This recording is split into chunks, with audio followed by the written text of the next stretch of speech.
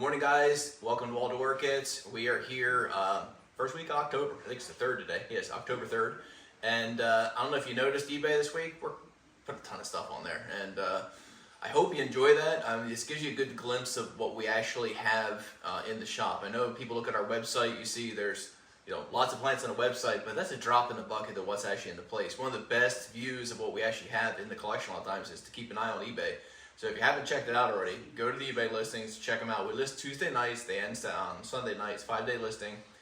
Check it out. Everything's auctions. That's just how we do it. It works best for us. So check out that stuff. You're going to see things that are in bud or in flower for the most part. So one of the few glimpses you get of a lot of things that are in the collection. The other way to check things out is right here on our listing. So with this week's offerings on our website, this has been really big for us the whole summer. Really appreciate you guys going on and looking. It's our way of offering you there again interesting one-off plants through our website where you can actually see the plants that you're going to pick up. So talk about a few of them this morning. I'll start out with a beautiful Purpurata schusteriana. This is from Ben Oliveira's Orchideris' AM plant, original piece, just tested clean. Beautiful 3-bulb division, nice new growth. I got 2 of those on there this week. Great plant. That's a big white with a dark lip on the schusteriana type. This is a really interesting plant. This is Lou. I always messed up the last part of this up. Sakura, Celion Ivory. So Cynthia crossed on Maggie Raphael. Really cool plant. This is back from I think the 50s. I don't have it on the tag, but I did note it in the listings. Also, just tested clean. Just ran a kit on it just the other day. The interesting thing about this thing though is it's a creamy white. So it's not white, it's not yellow, it's creamy. It's really interesting. There's only a few cattleyas that are like that. This is one of them, probably one of the most famous older ones, and it got an AM, I think way back in the, I think it was the 50s on that one. On the species end, here's a little Rentiaca. This is actually from Jones and Scully. We actually used this as one of our breeding plants back in the day. Real tall, slender bulbs. The photo you see online is the exact photo of this exact plant. Back in Jones and Scully, I don't know when the date was, but it's Jones and Scully 2133, and this also just tested clean. So if you're into Rentiacas, check him out. Stick on the species end just for a minute. A few Triani still filtering through that are just breaking roots. You can see great roots just popping on that. 2 new growths just coming. Just a beautiful chunk of a plant. 4 bulbs. It's got 2 lead growth coming on it. It does have a sheath on it, probably a flower this year. Anytime you're taking something like this and establishing it, don't expect a whole lot of flowerings this year.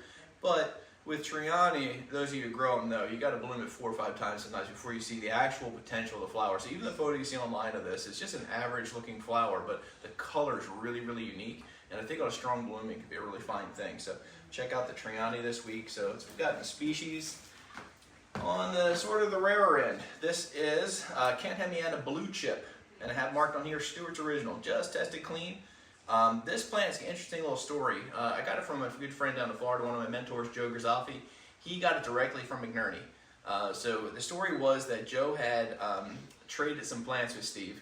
And toward the end, Steve showed up at his house. This is after kind of Stewart's was being sold off and things like that. Rolls up to Joe's house one evening, knocks on his door. They were good friends and says, "Joe, I know I owe you some plants. I don't have a whole lot, but this is what I have," and this was one of them. So this is Canhamiana Blue Chip, original plant from Stewart Orchids, rarely offered. You'll see really good color on this one. Check it out on the website. You see a photograph of this exact plant, but hard to find this exact variety, and a great thing if you guys are into this sort of blues. Another cool plant, this is an old-timey one too, from back in the 80s, real famous, Hazel Boyd.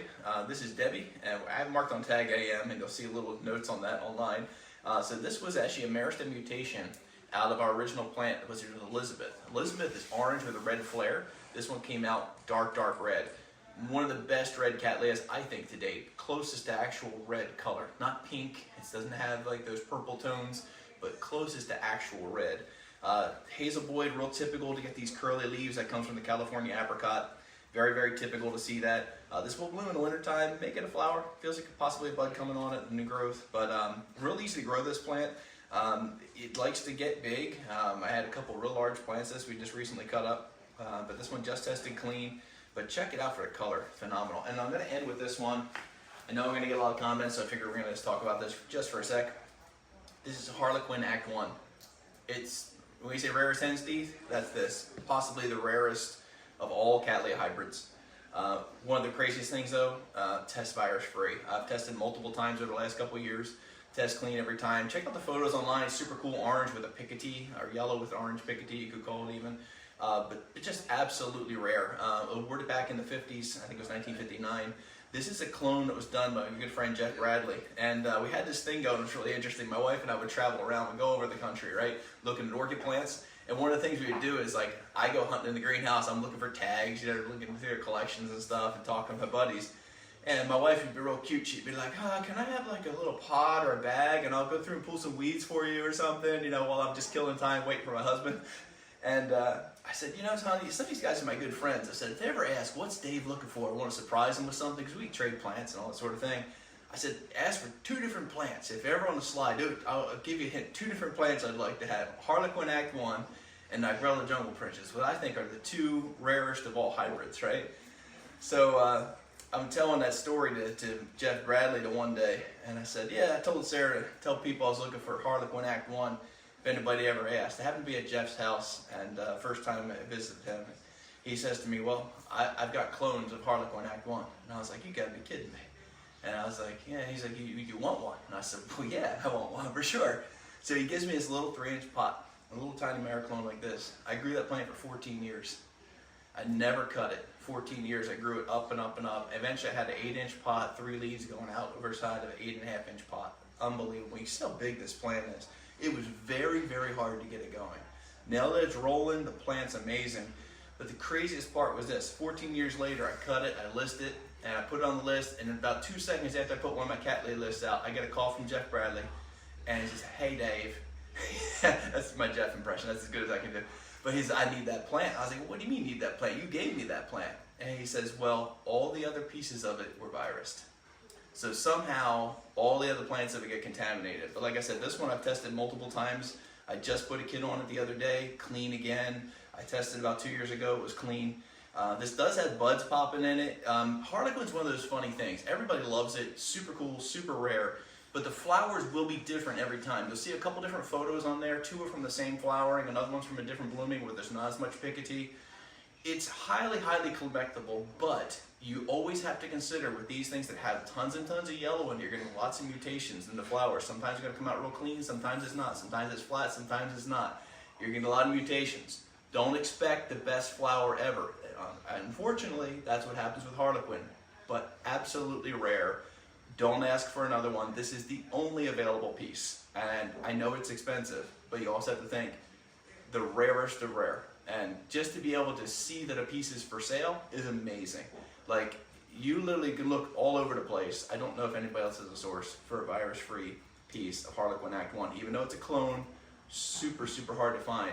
I believe that the original plant of this actually was dirty too, and was cleaned up during the cloning process there again back in the day. So super, super rare plant. I want to finish with that. And one other note I want to tell you about, for those of you who are in the LA area, in California, November, I believe it's the 8th, check it out. It is Orchid Digest is doing a Cattleya symposium. So excited about it. I really want to go. I'm not sure if I'm going to make it or not, but some of my good friends are speaking. I believe they have Art Chadwick, and they have Fred Clark from SVO, and then my good buddy Dave Toyoshima, who is an absolute wizard. So you really have, you've got the newest Cattleya breeding lines with Fred. Fred's, everybody knows Fred. He's just an amazing guy. Great breeding lines. You've got Art, who's got all of the history, all these great old plants that his dad produced and he continues to produce. And then you've got Dave Toyoshima, who is probably one of the finest collections of, private collections we could say even, of Cattleyas in the country. So you've got a tremendous amount of knowledge at this symposium. It's going down to single day, I believe just a single day in Saturday. So check it out. You can do it virtually or you can do it in person. If you can make it, I would highly recommend getting, we nerd out. Like, listen to me talking about Cattleyas. We nerd out. I love Cattleya symposiums because it's a few times we can actually talk about things. It's like we have our own little language that we use and we only get to express it around other Cattleya nerds. So if you can make it, definitely try to make it. If you can't sign up online, we're going to really bombard them. They're doing a great thing by reviving a Cattleya symposium. It's been a few years since the one was down in Florida. So highly, highly recommend you guys check that out. In the meantime, check out our plants on our website, check out eBay. Really appreciate you guys watching, and thanks for tuning in again. I appreciate y'all.